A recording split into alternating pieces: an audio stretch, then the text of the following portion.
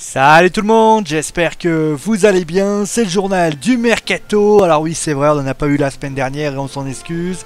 La canicule était là et donc c'était très difficile de vous faire le journal du Mercato.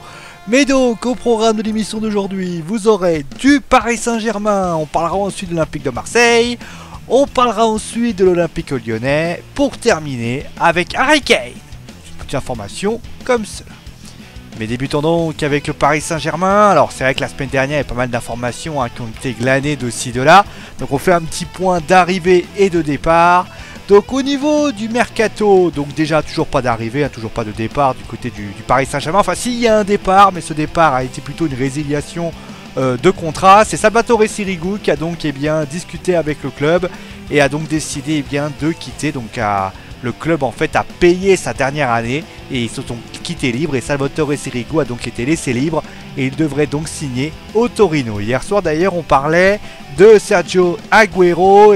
Sergio Agüero n'ira pas au Paris Saint-Germain, son agent qui le dit.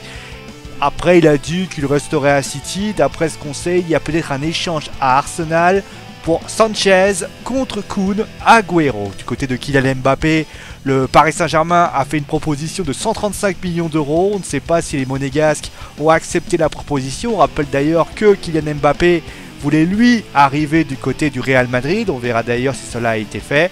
Et enfin, du côté, on parle aussi de Cristiano Ronaldo.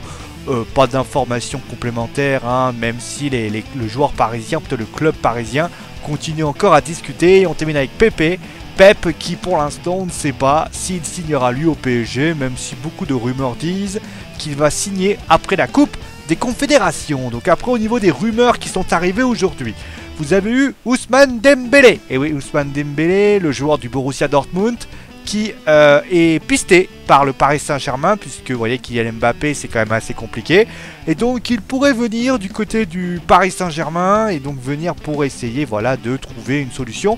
Le club parisien a tenté de voir une entente, de voir si ça pouvait fonctionner pour Ousmane avec son clan, avec son clan. On verra d'ailleurs si cela est le cas. Mais attention, le Borussia Dortmund a déjà refusé plusieurs fois des propositions pour Ousmane Dembélé. Il n'est pas sûr que cela réussisse à ce moment-là.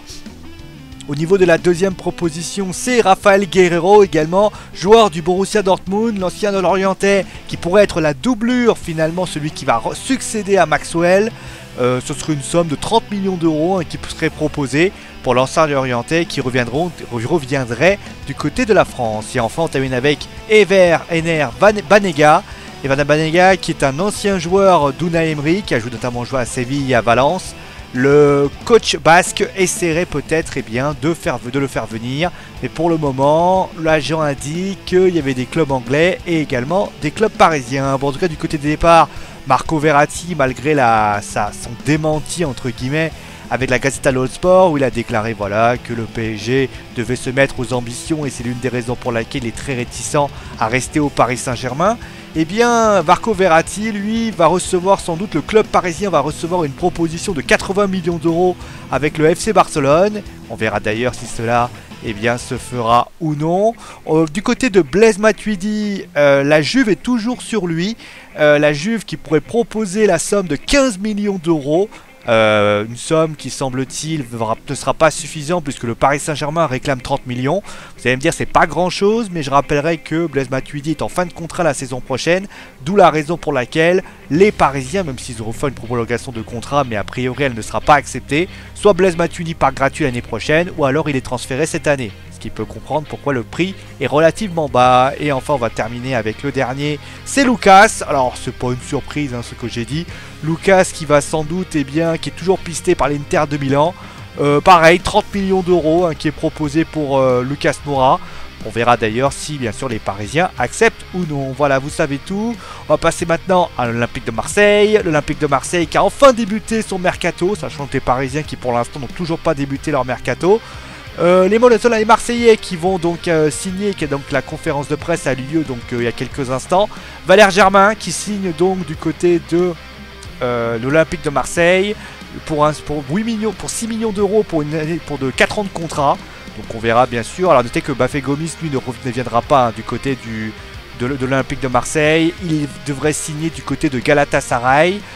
Du côté de l'Olympique lyonnais, 2 arrivées sans doute possibles, très imminentes. Du côté de l'arrivée, elle est bonne cette arrivée, puisque vous voyez la photo en ce moment. C'est Bertrand Traoré, le joueur de Chelsea, qui devrait bien signer, alors soit en prêt, soit en transfert, je ne sais pas encore. Mais voilà, il devrait signer du côté de l'Olympique lyonnais. Et enfin la deuxième, c'est, alors je vais vous donner le nom, c'est Jason Denayer, défenseur central de Manchester City. Lui par contre il viendrait en prêt, et oui il viendrait en prêt du côté de l'Olympique lyonnais. Et enfin on va terminer maintenant avec Harry Kane. Harry Kane qui coûte très cher, et oui très grand joueur majeur du côté de Tottenham. Et si Manchester United a envie de recruter ce joueur, il va falloir qu'il se lève de bonne heure, puisqu'il faut au moins dépenser 225 millions d'euros pour récupérer ce joueur. On verra si Manchester United casse un tirelire pour récupérer un tel joueur. Voilà, c'est la fin du journal du Mercato. J'espère en tout cas que ça vous a plu. On se retrouvera demain bien sûr avec d'autres informations. Ceci là, portez-vous bien, hydratez-vous quand même, parce que même s'il fait un peu plus frais, il fait quand même assez chaud. Prenez soin de vous, gros bisous à tous et ciao.